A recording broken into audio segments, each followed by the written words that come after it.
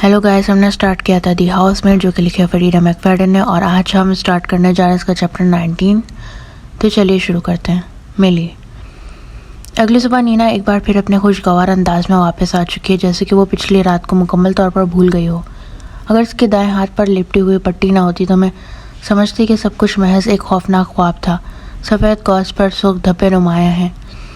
हालांकि नीना मेरे साथ बराह रास्त अजीब रवैया अख्तियार नहीं कर रही, लेकिन आज सुबह वो मामूल से ज़्यादा परेशान लग रही है। जब वो सिसिलिया को स्कूल छोड़ने जाती है तो उसकी कार के टायर सड़क पर ज़ोर से चिरचिरा उठते हैं। जब वो वापस आती है तो कुछ लम्हों के लिए यूं ही लिविंग रूम में खड़ी रहती है, दीवारों को घूरती है, यहाँ तक कि मैं आखिरकार किचन से निकलकर इससे पूछती हूँ, क्या आप ठीक हैं? मैं बिल्कुल ठीक हूँ। वो अपनी सफ़ेद ब्लाउज़ के कॉलर को खींचती है जो कि शिकन आलूद है। हालांकि मैं यकीन से कह सकती हूँ कि मैंने इसे इस्त्री किया था। मिली, क्या तुम प्लीज़ मेरे लिए नाश्ता बना दोगी, वही जो हमेशा होता है?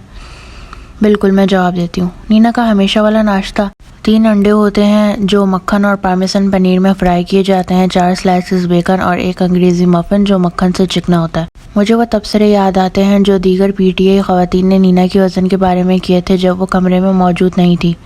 हालांकि मुझे इस बात की रिस्पेक्ट है कि वो अपनी खुराक के हर कैलोरी का हिसाब किताब नहीं रखती जैसे वो औरतें रखती हैं। नीना ना तो ग्लूटेन फ्री है और ना ही वीगन। जहाँ तक मैंने देखा है वो जो चाहे खाती है और खूब खाती है। वो तो रात गए भी खाने की शौकीन है। इस बात का सबूत वो गंदे बर्तन है जो वो किचन के काउंटर पर छोड़ देती है ताकि मैं सुबह इन्हें धो सकूं। इनमें से कोई भी बर्तन कभी डिश वॉशर में नहीं गया।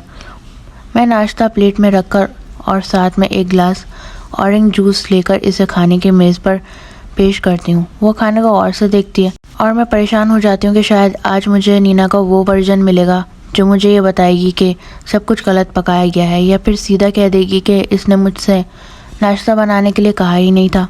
लेकिन इसके बजाय वो मीठे लहजे में मुस्कुराती है और कहती है, शुक्रिया मिली। कोई बात नहीं। मैं थोड़ी हिचकिचाहट के साथ इसके करीब ही खड़ी रहती हूँ। वैसे एंड्रू ने मुझसे कहा था कि मैं आपके लिए शो डाउन ऑन ब्रॉडवे के 2 टिकट्स ले लूँ। इसकी आंखें चमक उठती हैं। वो बहुत थॉटफुल है। हाँ, ये तो बहुत ज़बरदस्त होगा। कौन से दिन आपके लिए ठीक रहेंगे? वो चम्मच से अंडे उठाकर मुंह में डालती है और सोचते हुए चबाती है। अगले इतवार के बाद वाला दिन मेरे लिए ठीक रहेगा अगर तुम इंतज़ाम कर सको। बिल्कुल, और मैं सिसिलिया का ख्याल भी रख लूँगी, फ़िक्र ना करें। वो मज़ीद अंडे उठाती है लेकिन कुछ हिस्सा इसके होठों से छूटकर इसकी सफ़ेद ब्लाउज़ पर गिर जाता है जो इसकी तरफ कोई ध्यान नहीं देती और खाने में मसरूफ़ रहती है। एक बार फिर शुक्रिया मिली। वो मुझसे आंख मारती है। सच में पता नहीं हम तुम्हारे बगैर क्या करते। वो अक्सर मुझे यही कहती है, फिर ये कि वो मुझे नौकरी से निकालने वाली है, एक इंतहा या दूसरी। लेकिन शायद इसमें इसका कसूर नहीं है। नीना में वाकई जज्बाती मसाइल हैं। जैसे इसके दोस्तों ने कहा था, मैं इस साइकाइट्रिक हॉस्पिटल में रिहाइश के बारे में सोचना बंद नहीं कर पा रही। वो किसी को यूं ही कैद नहीं करते, ज़रूर कुछ बुरा हुआ होगा और मेरे अंदर ये जानने की शदीद ख्वाहिश है कि आखिर वो था क्या। लेकिन ऐसा नहीं कि मैं इससे पूछ सकती हूँ, और एंजो से हकीकत निकालने की मेरी कोशिशें भी रायगा गई। नीना ने तकरीबन अपनी पूरी प्लेट साफ़ कर दी। इसने 5 मिनट से भी कम वक्त में अंडे, बेकन और अंग्रेज़ी मफ़िन चट कर लिए। तभी एंड्रू सीढ़ियाँ उतर कर नीचे आता है। मैं पिछली रात के बारे में थोड़ी फिक्रमंद थी। हालांकि मैंने पानी बहने की आवाज़ सुनी थी। ऐसा मुमकिन नहीं लगता, लेकिन फिर भी मैं नहीं जानती। शायद नीना ने नल को किसी ऑटोमेटिक टाइमर पर लगा दिया था ताकि ऐसा लगे जैसे एंड्रू बाथरूम में है, ज़िंदा और खैरियत से। जैसे कि मैंने कहा, ये ज़्यादा हकीकत पसंदाना नहीं लगता, लेकिन नामुमकिन भी नहीं लगता। बहरहाल इसे सही सलामत देखकर मुझे सुकून मिलता है। जब मैं इसके गहरे सुरमई सूट के साथ हल्की नीली शर्ट पर नज़र डालती हूँ तो मेरी सांस कुछ लम्हों के लिए थम जाती है। जैसे ही एंड्रू खाने की कमरे में दाखिल होने वाला होता है, नीना अपनी प्लेट पर सिरका देती है। वो खड़ी होकर अपने सुनहरे बाल संवारती है जिनमें अब वो चमक नहीं जो हमेशा हुआ करती थी, और इसकी गहरी जड़ें पहले से भी ज़्यादा नुमाया हैं।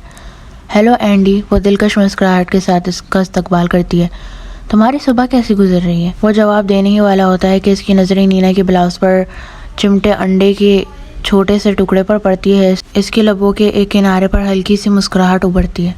नीना, तुम्हारी कमीज पर थोड़ा सा अंडा लगा हुआ है। ओहो! नीना के गाल सुर्ख हो जाते हैं और वो जल्दी से अपने ब्लाउज़ पर लगे अंडे को साफ़ करने की कोशिश करती है, लेकिन वो वहाँ कई मिनट से पड़ा था और अब सफ़ेद कपड़े पर एक हल्का सा दाग नज़र आ रहा है।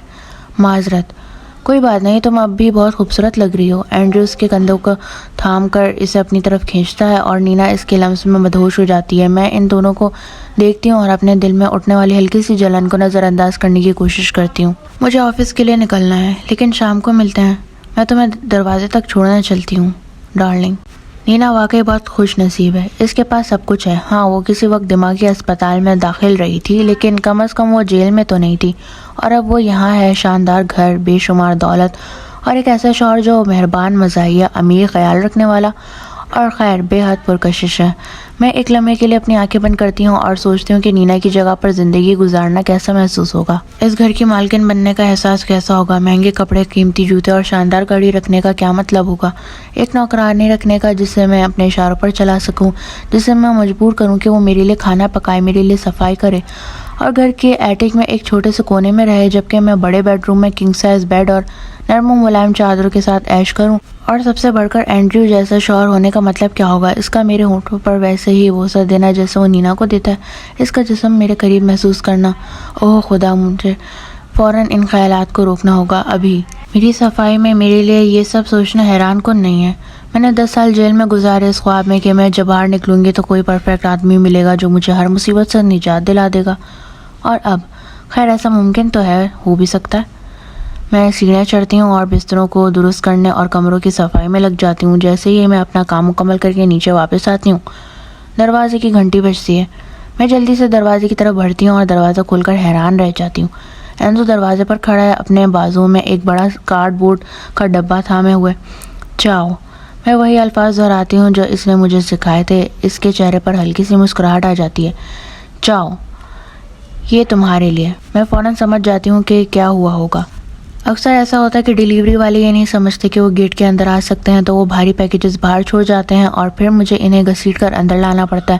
اینزو نے یقیناً ڈیلیوری مین کو پیکیجز چھوڑتے ہوئے دیکھ لیا ہوگا، اور اب وہ مہربانی کرتے ہوئے اسے میرے لیے اندر لے آیا ہے۔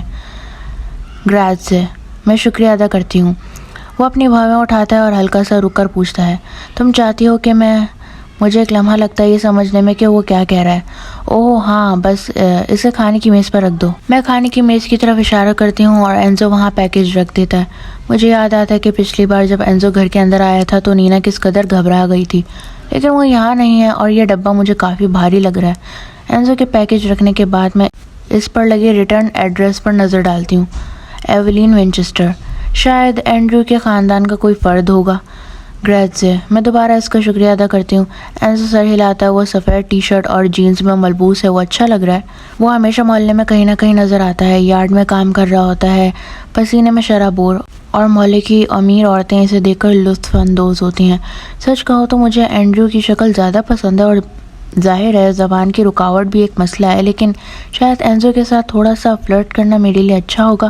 اس سے میرے اندر دبی ہوئی انرجی کچھ کم ہو جائے گی، اور شاید میں اپنے باس کے شوہر کے بارے میں نامناسب خیالات سوچنا بند کر دوں۔